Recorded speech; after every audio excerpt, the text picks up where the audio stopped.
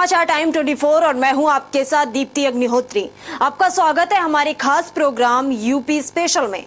UP के CM Akhilesh Yadav एक बार फिर नोएडा नहीं आए।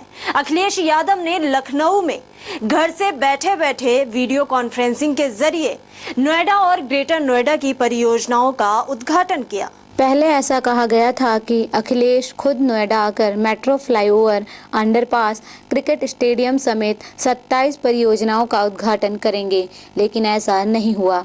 अखिलेश ने कहा कि मैं नोएडा आना चाहता था लेकिन नहीं आ सका, लेकिन मैं 2017 में जरूर आऊँगा।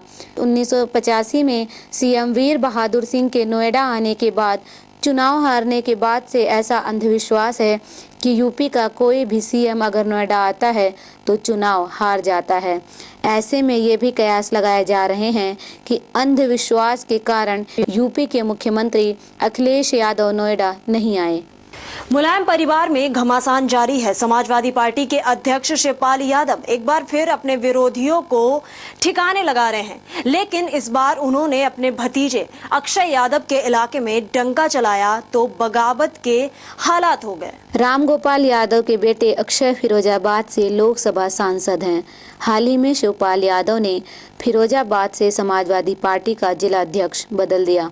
दिलीप यादव की जगह अमोल यादव को अब ये कुर्सी मिल गई है। नए जिलाध्यक्ष शिवपाल यादव के बेहद करीबी विधायक रामवीर यादव के बेटे हैं। बस इसी फैसले के बाद से लड़ाई शिवपाल बनाम रामगोपाल की हो गई है। शिवपाल यादव ने तो रामगोपाल यादव के कई समर्थकों को एक ही झटके में पार्टी के संगठन से बाहर कर दिया। समाजवादी युवजन सभा, लोहिया वाहिनी छात्र सभा और मुलायम यूथ ब्रिगेड के अध्यक्षों को हटाकर शिवपाल ने अपने समर्थकों को बिठा दिया है। फिरोजाबाद एक तरह से प्रोफेसर साहब का इलाका माना जाता है और यहाँ भी उनकी ना चल पाए।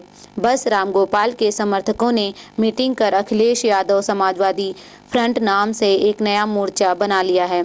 ऐलान ये है कि अगर शिवपाल की मनमानी जारी रही तो फिर इटावा, मैनपुरी से लेकर एटा तक फ्रंट को मजबूत किया जाएगा। बसपा सुप्रीमो मायावती ने सपा कांग्रेस गठबंधन द्वारा 300 सीटें जीते जाने के दावे पर तंज कसा। मायावती का कहना है कि ऐसी बातें केवल कोई बबुआ ही कर सकता है। उन्होंने कैबिनेट के फैसलों को चुनावी हथकंडा करार दिया। उल्लेखनीय है कि इन दिनों मायावती और अखिलेश एक दूसरे को बुआ और बबुआ नामों से संबोधित कर रहे हैं। मायावती ने एक विज्ञप्ति में कहा कि मंगलवार को कैबिनेट की बैठक में लिए गए फैसले सरकार चलाचली की बेला में चुनावी लाभ उठाने के लिए ले रही है।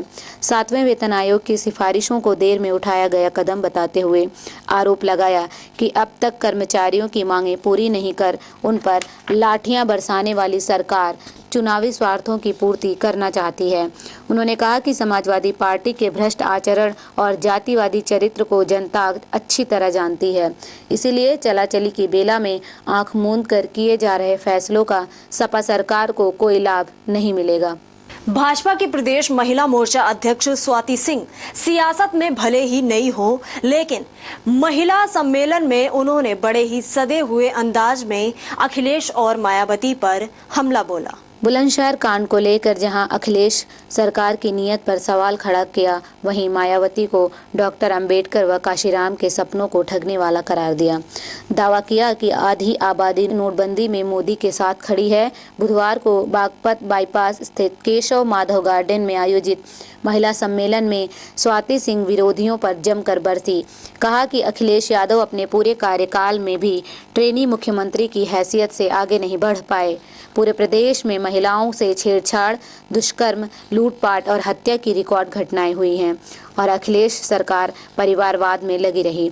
स्वाति सिंह ने कहा कि मोदी ने उज्ज्वला समेत तमाम योजनाओं के जरिए महिलाओं का सम्मान बढ़ाया है।